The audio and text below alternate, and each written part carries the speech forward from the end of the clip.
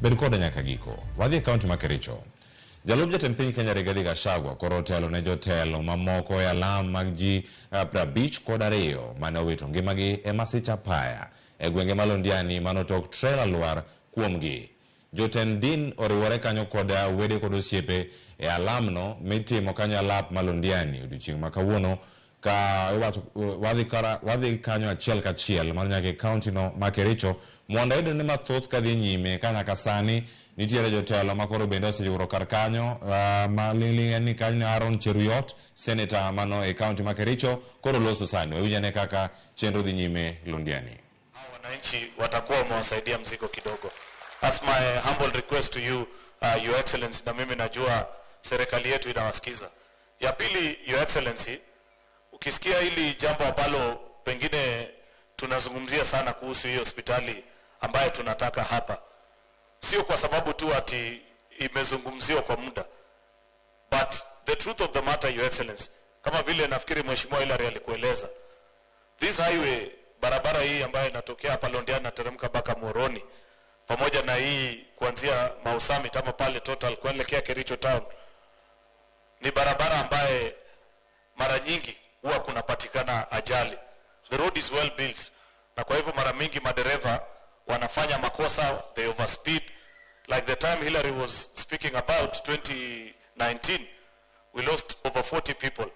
And if we had a working hospital, a proper hospital that has a trauma center, most of those lives would have been saved. So Your Excellency, ni vizuri ambapo wewe umekuja siku ya leo, you are accompanied by the Cabinet Secretary for Health, together with the PS, Harry Kimutai. On 20th of October, you're coming back to this county to celebrate UHC during the Mashujaa Day, together with the President. If on that day, Your Excellency, or in the week leading to, part of the programs or the projects that will be unveiled will include Hospitalia Londiani, as a people we will really appreciate.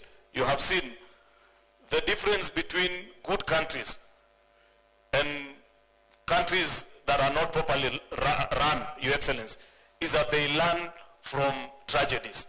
We need to learn, Your Excellency. Ndio watu wetu wasikuwe wakikufa kiholela na hakuna pale wanaweza kujisaidia. So that's our humble plea. Nataka tuombe kwa ruhusa yako waziri na PS wake wafanye ile mipango inatakikana ya procurement na hiyo ingine, ndio hiyo siku tarehe ikikaribia rais aje aweke muundo msingi ama a break ground for the building of that hospital. We will really appreciate, Your Excellency. It will mean a lot to these people. I don't want to speak for long, but nitasema tu jambo moja kuhusiana na hii mambo ya ajali, Your Excellency. Mimi nasikia viongozi wanasema kwamba tuweke polisi, tuweke NTSA, turudishe sheria na nao. That is very true. But over and above that, Your Excellency, countries that have succeeded to reduce road deaths and accidents are those that punish people that commit traffic offenses. The problem with this country is that people get away easily with killing people on the roads, with causing accidents. Watu wengi wanaumia na maisha yao inabadilika, but there is no firm punishment. I want to ask, Your Excellency, that your cabinet minister ambaye ako hapa Kipchumba Murkomen, that you consider making it more stringent and more painful for drivers who drive recklessly on our roads. Sio mambo tu ya kusimamisha ati polisi na kuweka NTSA. Other countries have tried, by the way. In fact, other countries, nilikuwa nasoma sijui nchi kama Nigeria ama ni wapi, walienda mpaka wakashonea polisi longi yenye haina mifuko ati ndio wasichukue naitwa nini hongo, lakini haikusaidia. This is a modern world. Make use of technology. It is possible that every driver weka cameras across all these major highways na mtu akuwa anapata instant fine. Hawa viongozi wanatembea and they know that in other countries when you overspeed, ukipita tu pali maandikwa 50, ukifika 55 you are fine.